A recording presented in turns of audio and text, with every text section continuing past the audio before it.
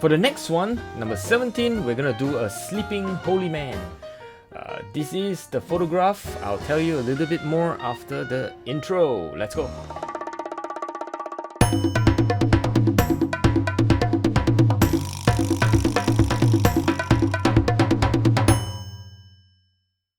Two years ago, in the summer of 2019, family and I went to Ethiopia, and we visited this place called Lalibela.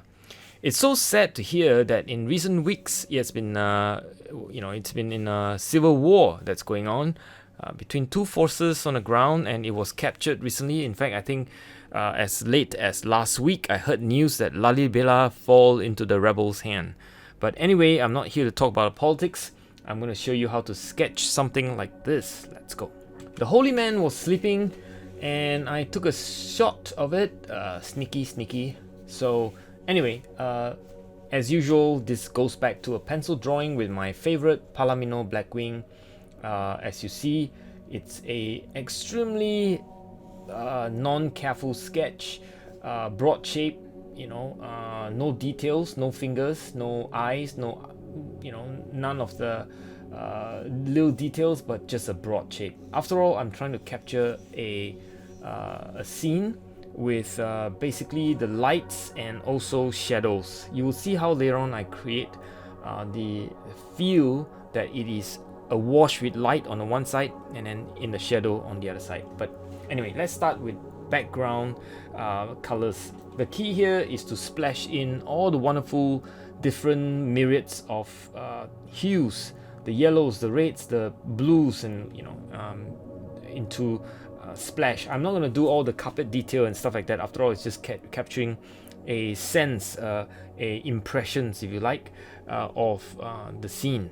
In some ways, there are lots of wet on dry, but putting colors next to each other, wet on wet, is also a lot of fun. They will melt, they will spread out like wildfire, and if you use enough variety of the color, it is actually quite fun to do. You do need to know the amount of water you're using, be alert to it, and be very careful in throwing in enough pigment so that it doesn't look too light, at the same time not too wet, so that it creates too much problem for you to control the water. You really can't control water. You have to learn to observe and go along with it. If you try to move or tilt the paper too much, a little bit is possible, but if it's too much, it becomes a problem. So at this point, I'm looking at shadows. I'm putting it a bit more darker. If you look at the values of the colors, it is probably in the range of 4, 3.5, 4 for where I think shadows are.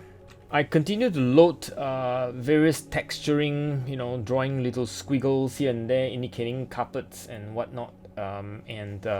It is at this point a myriad of colors. It doesn't look united at all. It looks just splashing off colors and stuff like that, and it doesn't really create a sense of unity, if you like, where the sunlight hits through into the room. It was pretty dark actually, the room.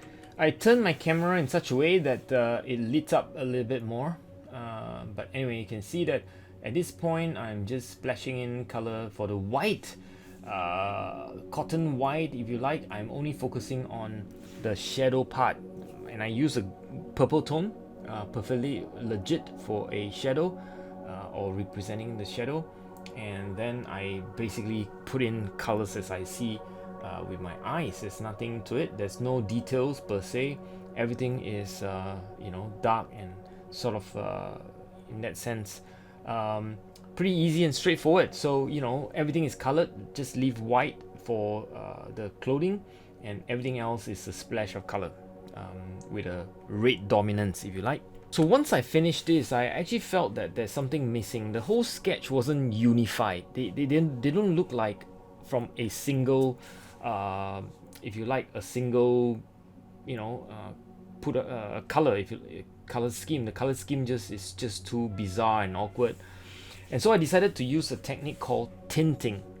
Tinting is this concept where you use a very, very transparent color, in this case quinacridone burnt orange, and you put a layer of it over where you want that tinted area to be. In this case, where I see that there is sunlight hit on the body, and also where the window is, I leave it alone. Other than that, I put that tint layer over, and instantly you could see the sketch becomes unified. Unified as in they look more like it's one piece, as opposed to a myriad of pieces of colors thrown together in a piece of sketch. So at this point, I'm softening some of the edges and strengthening a little bit more. Yeah, so that's it. I put in my name, Whee Teck.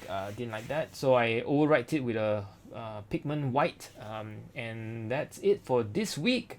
I hope you enjoyed this sketch. Sorry for the delay. I've been really busy at work and I decided to take a couple of days off. So that's the finished sketch.